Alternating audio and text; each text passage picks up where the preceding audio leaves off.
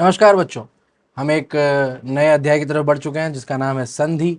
आपको इसमें बहुत मजा आएगा। बहुत सारे सवाल होते हैं बच्चों के, सर संधि क्या है, इसमें ऐसे कैसे जुड़ गया, ये ऐसे कैसे हो गया, ये कहा हो गया। शुरू से पढ़ते हैं, मजा आएगा। आइए देखते हैं संधि होता क्या है। संधि जो है एक शब्द है। संधि का मतलब होता है मेल, यानी जोड़ना। अर्थात जब दो निकटवर्ती ध्वनियां, ये बहुत जरूरी शब्द है निकटवर्ती, इसका ध्यान रखिएगा। निकटवर्ती यानी आसपास। जब दो आसपास की ध्वनियां आपस में मिल जाती हैं, मिलती कैसे हैं, यानी कि अगर कोई शब्द है, उसका आखिरी अक्षर, आखिरी वर्ण और किसी दूसरे शब्द का पहला वर्ण, ये दोनों आपस में मिल जाए और एक नया रूप धारण कर ले, तब उसे संधि कहते हैं। जैसे सूर्य और उदय। अगर मैं इसे दोनों को जल्दी जल्दी पढ़ूं, सूर्योदय सूर्योदय सूर्योदय सूर्योदय सूर्योदय सुनाई देने लगता है। यानी सूर्य की अंतिम ध्वनि जो अ है, यानी सूर्य को अगर आप लिखेंगे तो कैसे लिखते हैं? सूर्य को लिखा जाता है स धन उ धन र धन अ। ठीक है, ये हुआ सूर्य। धन य धन अ। ठीक है।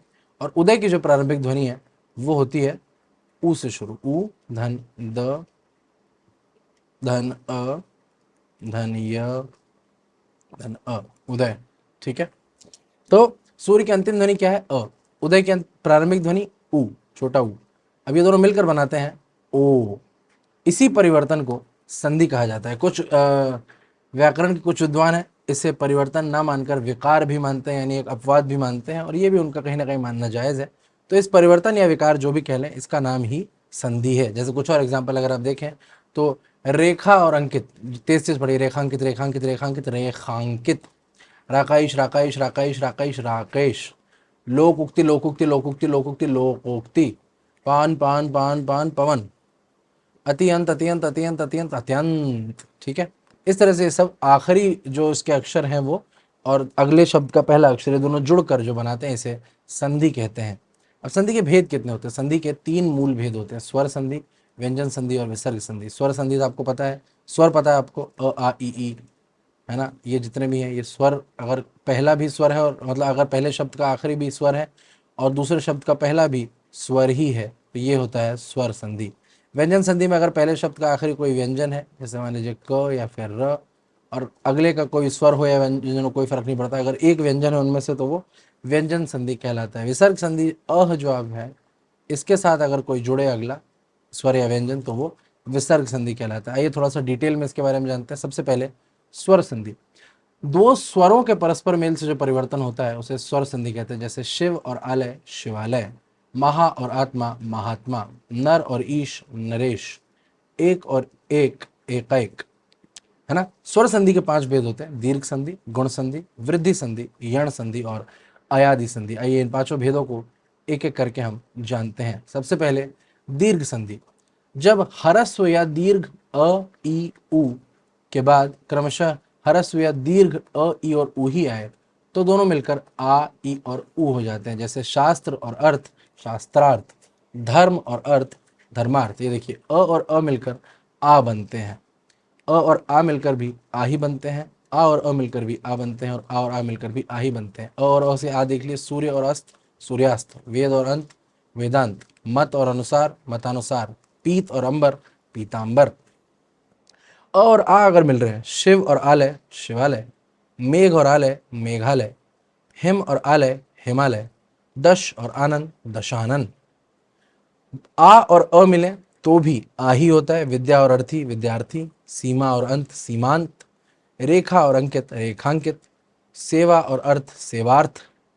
और आ और आ अगर मिले तो भी आ ही बनता है, क्योंकि इससे बड़ा तो कुछ है नहीं। विद्या और आलय, विद्यालय। महा और आत्मा, महात्मा। महा और आनंद, महानंद। विद्या और आनंद, विद्यानंद। ठीक है। ये हुआ अ के साथ। ई के साथ क्या होता है, ये आप ध्यान रखिए। छोटा ई है, उससे बड़ा ई ही बनेगा, चाहे छोटा हो बड़ा हो कुछ भी हो। अगर ई से खत्म ई से शुरू हो तो ई ही बनेगा, बड़ा ई। ऊ से खत्म ऊ से शुरू तो ऊ ही बनेगा, बड़ा ऊ। इसी तरह अ से खत्म आ से शुरू है या आ से खत्म ई से अ से शुरू है तो भी वो बड़ा आ ही बनेगा। यानी छोटी ई छोटी बन मिलकर बड़ी ई बनती। कपि और इंद्र, कपींद्र। रवि और इंद्र, रवींद्र।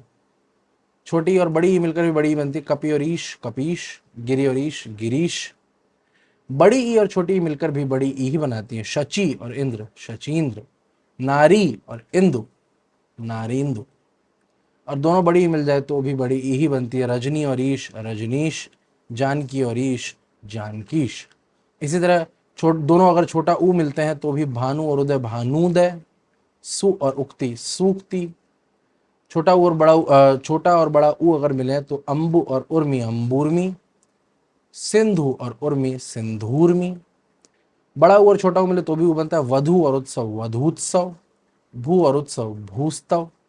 और दोनों बड़ा ऊ मिले तो भी ऊ ही रहता है, ये तो हम जान चुके हैं। भू और ऊर्जा भूर्जा, वधु और उर्मी वधूर्मी। ठीक है।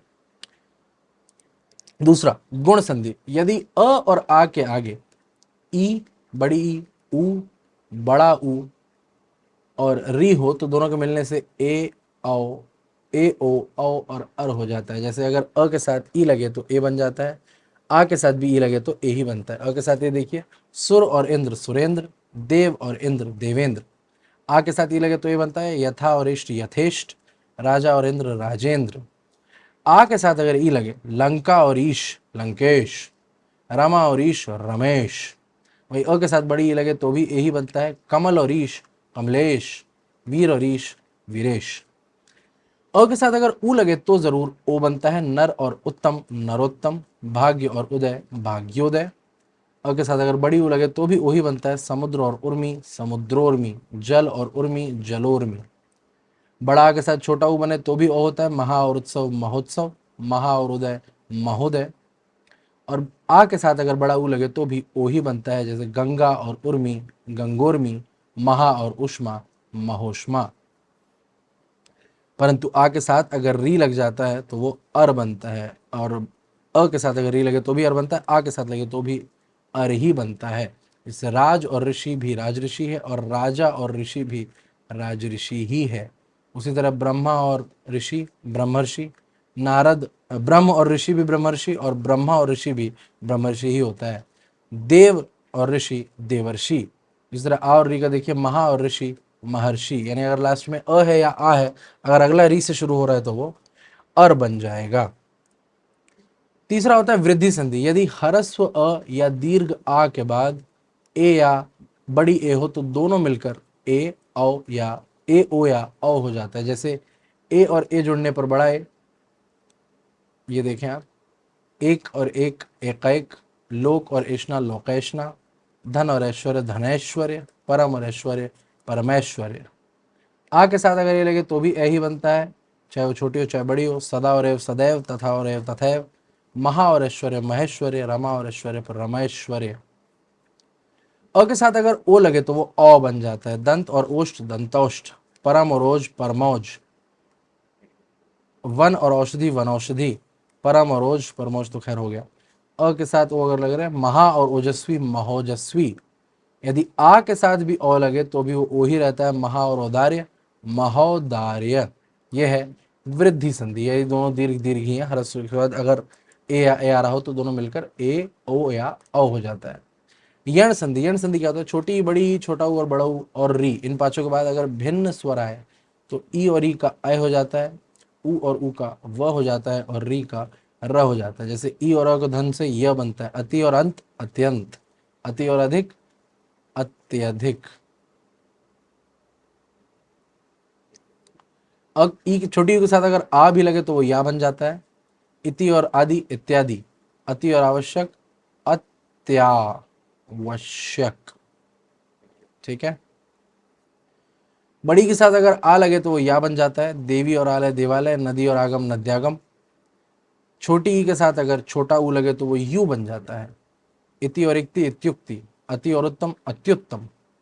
छोटी ई के साथ बड़ा ऊ लगे तो वो बड़ा यू बन जाता है, नी और उन न्यून, वी और ऊह व्यूह। ई के साथ अगर छोटा ए लगे तो वो ये बन जाता है, प्रति और एक प्रत्येक। छोटा ऊ के साथ अ लगे तो वो बनता है, सु और अच स्वच्छ, अनु और ये अन्वय। छोटा ऊ के साथ छोटा ई लगे तो वो वी बन जाता है, अनु और इति अन्विति। छोटा ऊ के साथ छोटा ए लगे तो वो वे बन जाता है, अणु और एषण अण्वेषण। वहीं बड़े ऊ के साथ अगर आ लगे तो वो वा का रूप धारण कर लेता है, वधु और आगमन वधुआगमन। री के साथ अगर आ लगता है तो वो रा बन जाता है, मातृ धन आज्ञा मात्राज्ञा, पितृ और आज्ञा पित्राज्ञा। ये होता है यण संधि। पांचवा अयादि संधि, जब ए और ओ औ के बाद कोई भिन्न स्वर आए तो इसके स्थान पर ए अय बन जाता है, अय आय बन जाता है, ओ औ बन जाता है तथा आओ आओ में तब्दील हो जाता है। जैसे ए और अय, ने और अन नयन, शे और अन शयन। ए और ए जुड़ के आय भी बनता है क्योंकि बड़ी ए है यहाँ पे। तो नय और अक नायक, गय और अक गायक। वही बड़ी के साथ अगर छोटी ई लगती तो आई बन जाती है। नय और इका नय नायिका, गय और इका गायिका। ओ में अगर आप देखें, ओ के साथ अगर अ आता है तो वो औ बन जाता है। पो और अन पवन, भो और अन भवन। वहीं औ के साथ अगर ऊ आए, बड़े ओ के साथ अगर ऊ आए तो वो आव हो जाता है। भौ और उक भावुक। औ के साथ अगर अ आए तो वो आव रहता है, यानी प और अक पावक। ठीक है, तो ये होता है स्वर संधि और उसके पांचों भेद। दूसरा होता है व्यंजन संधि। व्यंजन संधि का क्या होता है, किसी भी व्यंजन अगर कोई शब्द व्यंजन पे समाप्त हो रहा है, जैसे अगर पहला ही देखें हम दिगंबर है तो दिगंबर आप उसकी संधि कहते हैं द ई क। ठीक है, दिक, यानी ये भी क पे समाप्त हो रहा है जो कि एक व्यंजन है। इसमें अगर अंबर में जोड़ूं, ठीक है, ये हो गया आपका अंबर। अब अंबर किससे शुरू हो रहा है, अ से। क और अ मिलके क्या बना देते हैं, ग, क्योंकि निकटवर्ती, मैंने कहा था ना समीप की आवाजें हैं, समीप की ध्वनियां हैं, तो क और अ मिलकर ग बना लेती है। तो दिक और अंबर हो जाता है दिगंबर। वाक और ईश हो जाता है वागीश। शट और आनन हो जाता है षडानन। जगत और अंबा हो जाता है जगदम्बा। वाक और जाल हो जाता है वाकजाल। दिक और दर्शन हो जाता है दिग्दर्शन। तत् और रूप हो जाता है तद्रूप। तत् और आकार हो जाता है तदाकार। और उत और घाटन हो जाता है उद्घाटन। इस तरह से व्यंजन संधि की जाती है, जिसमें जो अगला शब्द नया बनता है वो किसी व्यंजन को आधार बनाकर उसके पास के स्वर से नया शब्द बनाता है। ये थी व्यंजन संधि। सुर संधि आप पढ़ चुके। तीसरा होता है विसर्ग संधि। विसर्ग जो होता है यानी कि ये इसके बाद स्वर या व्यंजन आने पर जो संधि उत्पन्न हो उसको विसर्ग संधि कहते हैं। जैसे अधः और मुखी को अधोमुखी, अधः और गति को अधोगति, मनः और रथ को मनोरथ, मनः धन हर मनोहर, दुह धन बल दुर्बल, निह धन उत्साह निरुत्साह, दुह धन कर दुष्कर। ठीक है, इस तरह से आप विसर्ग संधि कर सकते हैं। तो संधि में हमने ये पढ़ा कि संधि का शब्द है अर्थ, शाब्दिक अर्थ है मेल। जब दो निकटवर्ती यानी आसपास की ध्वनि आपस में मिल जाए और एक नया रूप धारण कर ले उसे संधि कहते हैं। जैसे सूर्य धन उदय सूर्योदय। ठीक है, संधि के तीन भेद होते हैं, स्वर संधि, व्यंजन संधि और विसर्ग संधि। स्वर संधि के पांच और भेद होते हैं, दीर्घ संधि, गुण संधि, वृद्धि संधि, यण संधि और अयादि संधि। व्यंजन संधि का कोई भेद नहीं होता, ना ही विसर्ग संधि का कोई भेद होता है। तो आशा है संधि आपको समझ में आई होगी और ये पाठ पसंद भी आया होगा। इसे पढ़ते रहें, प्रैक्टिस करते रहें, प्रैक्टिस का दामन नहीं छोड़ना है और इसी से जो है आपका आगे काम बनेंगे। अगले पाठ में, अगले अध्याय में आपसे फिर मिलूंगा। तब तक के लिए अपना ध्यान रखिए। नमस्कार।